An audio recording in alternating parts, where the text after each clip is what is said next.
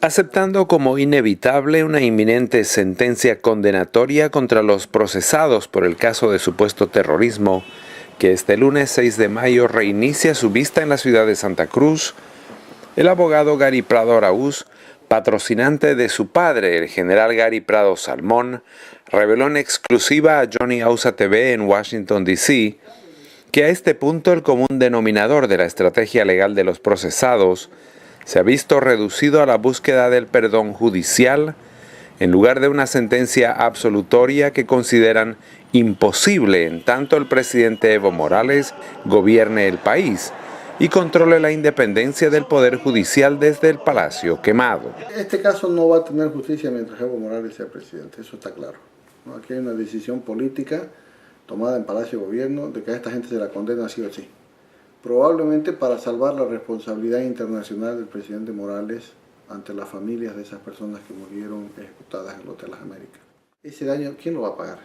¿Quién se va a hacer responsable de resarcirles a estas personas el daño que les están provocando? Yo creo que no se lo pueden medir, pero ojalá cuando se acabe el gobierno de Evo Morales, la justicia reine otra vez en Bolivia independiente y se pueda por lo menos reparar moralmente a estas personas con el perdón judicial, porque se los va a condenar.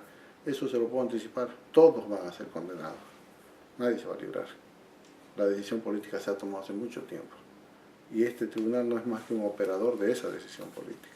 En las últimas horas, Prado Araúz solicitó ante la Comisión Interamericana de Derechos Humanos de la OEA la adopción de medidas cautelares con carácter de urgencia en favor de su defendido, cuyos derechos vienen siendo vulnerados al haber sido favorecido con una acción de libertad dictada por el Tribunal Constitucional, que es ignorada por el tribunal que conoce el proceso.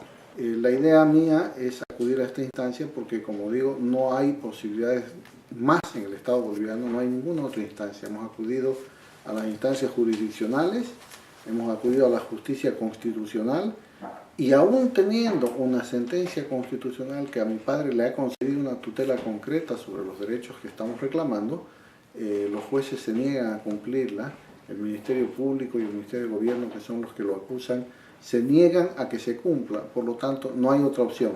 Esta es la única y la última alternativa que tenemos de que los derechos de mi padre se respeten.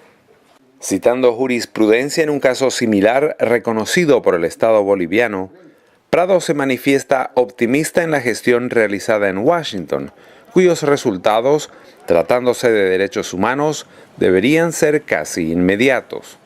Hay un caso concreto en el Estado boliviano, si no estoy mal, el año 2010 o 2009 tal vez, de un ciudadano peruano apellidado Cantoral, requerido por la justicia de su país, acusado de haber cometido delitos de terrorismo en la época de Sendero Luminoso. Este señor tenía el estatus de refugiado político en Bolivia y por lo tanto no podía ser entregado a las autoridades peruanas y el gobierno boliviano estaba a punto de entregarlo. Acudió ante la Comisión Interamericana e inmediatamente, en menos de una semana, se le concedieron las medidas cautelares de protección y el Estado boliviano suspendió su intención de entregarlo a Perú.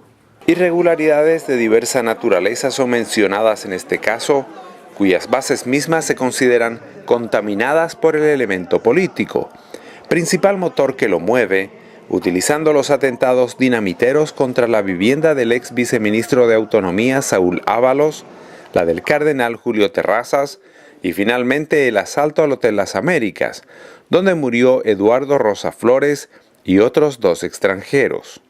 Pero aquí está el dato interesante. El día 30 de marzo, en la ciudad de La Paz, los abogados del Ministerio de Gobierno redactan un memorial denunciando aprestos subversivos en Santa Cruz de una supuesta banda de terroristas y presentan su denuncia, escúchame bien, la elaboran el 30 de marzo.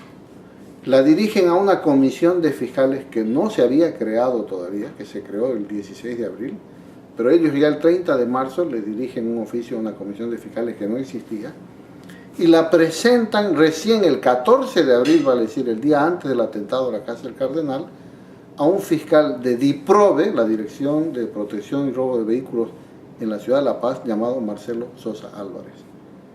¿Es eso o no una manipulación de hechos? ese memorial se hizo antes o después del asalto al Hotel Las Américas. ¿Qué es lo que ha hecho el Ministerio de Gobierno durante todo este tiempo en el proceso? Entorpecerlo. Han recusado más de 20 veces a los jueces. Han sido responsables porque las personas que están con detención preventiva sobrepasen el tiempo máximo de detención, porque en las audiencias de cesación el Ministerio de Gobierno se opone y amenaza a los jueces, y los jueces cobardemente acceden a mantener presas a las personas que a los 18 meses de detención debieran haberse podido defender en libertad. Hay gente que ha cumplido 4 años de presidio ilegal, y porque el Ministerio de Gobierno se autoproclama víctima, esas personas no pueden ser beneficiarias del derecho a defenderse en libertad en un proceso penal en su contra. Partidarios del MAS, conscientes del desgaste que les produce la injerencia política en este proceso, han empezado a preguntarse sobre los posibles efectos electorales que tendrá sobre las posibilidades del partido controlado por Evo Morales, y han empezado a pedir que el mismo sea concluido antes del proceso preelectoral, que concluye el 2014. Con cámaras y producción de Mayra Tarrazona, Johnny Ausa TV.